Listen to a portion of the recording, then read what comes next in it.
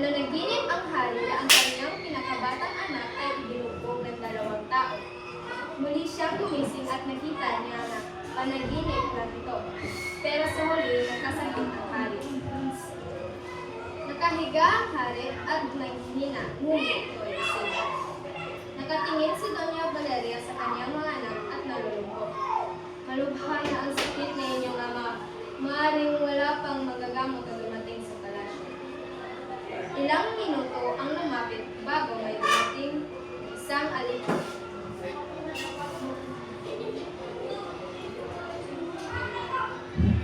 Ito na po ang gagamot na hinihintay nyo. Umaatras at yuyuko bago ito umalis. Dumating ang magagamot at yuyuko muna sa reyna at mga prinsipe bago lumapit sa kama. Ang sakit ng hari ay mabigat at masilang. Tumingin si Don Pedro sa magagamot.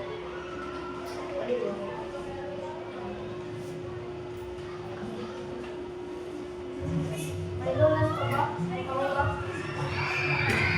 Ang kanyang karamdaman?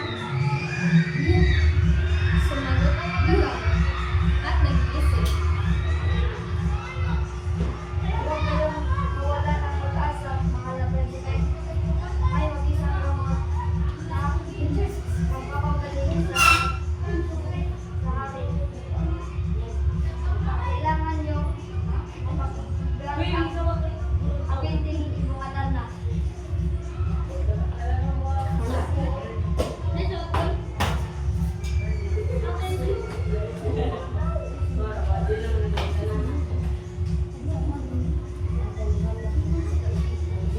Napasalita si Don Pedro sa magagamot.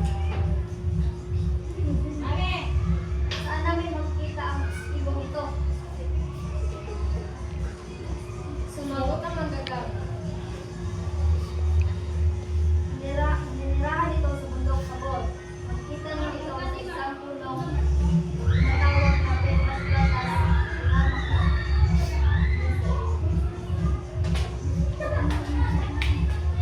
Tumingin si Hari Fernando sa kanyang mga anak at nag-isip. Mga anak ko, humihina na ako.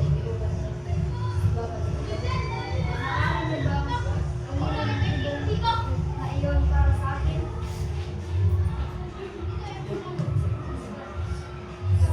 Sa salita ni Hari, nanahimik ang lahat. Pedro, Napatingin si Pedro sa kanyang anak at natawa.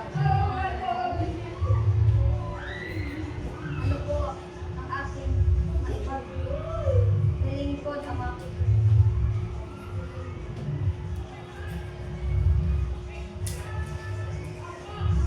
Ikaw ang nakatanggap. Maaari mo ba muli ito para sa akin? Naawa si Don Pedro.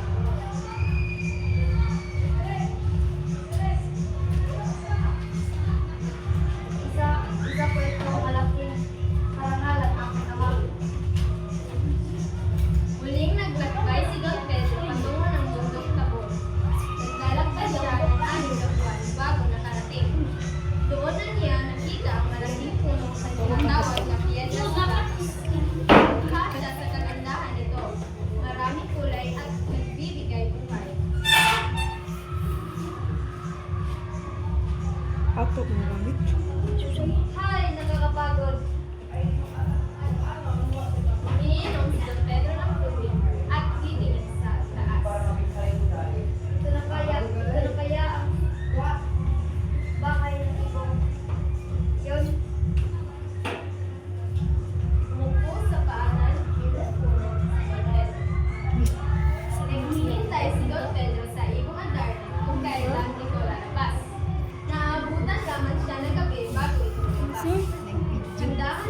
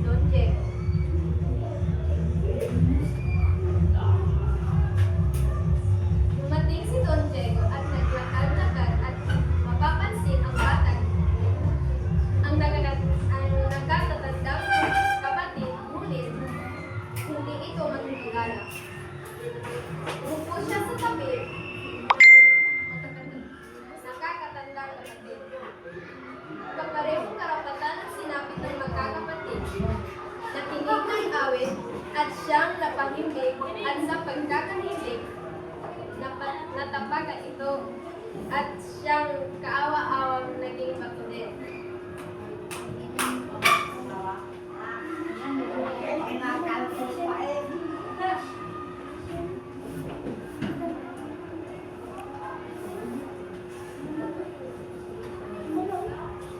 Nagkaupo si Doña Valeria sa tabi ng hari.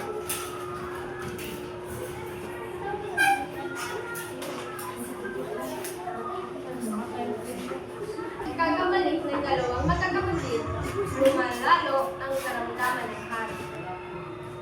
Pumasok si Don Juan at napatingin sa kanyang ama.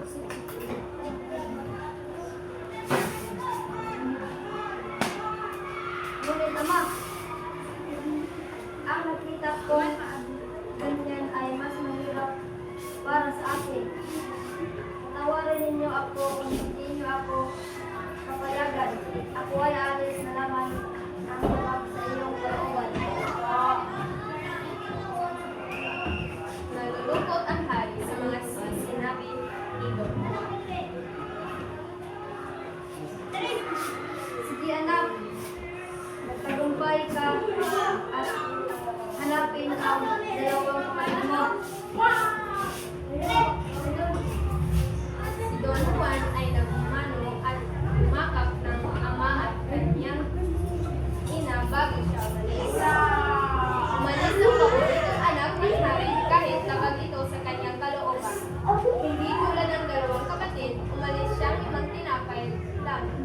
Sa kanyang paglalakbay, nasalubong niya ang isang leprosong matanda.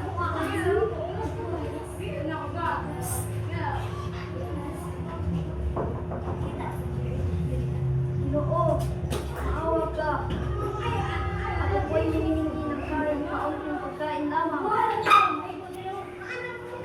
Si Don Juan ay naawa at kinuha ang natitirang at ibinigay sa matanda.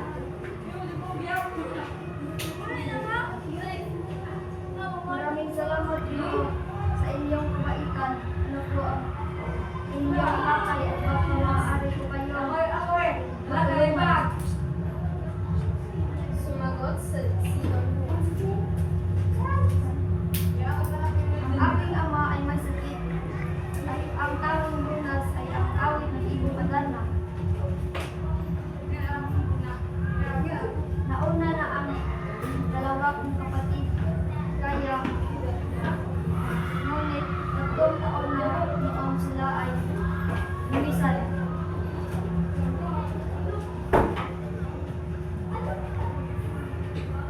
Napatingin ang leprosong matanda ni Don Juan at naawa ito.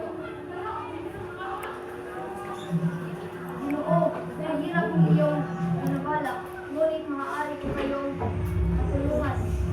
Pagdating sa bundok, maaaring ay may makikita puno. Huwag doon tumigil. Tingin ka lamang. Kayo sa ibaba at may makita kayong kubo. Saan may mga tao gagal. Sa inyo ng kayo upang mahuli ang ibon.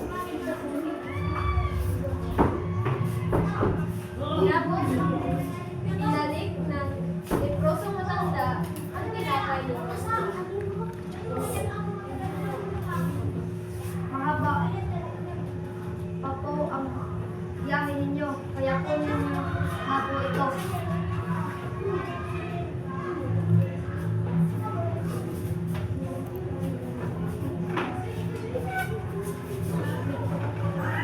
Nagbibiro ka ba? Nagbibiro na yan sa'yo.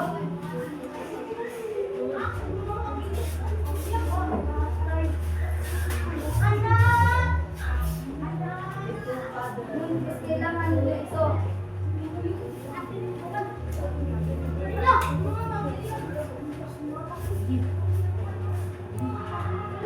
Inaabot ng leprosong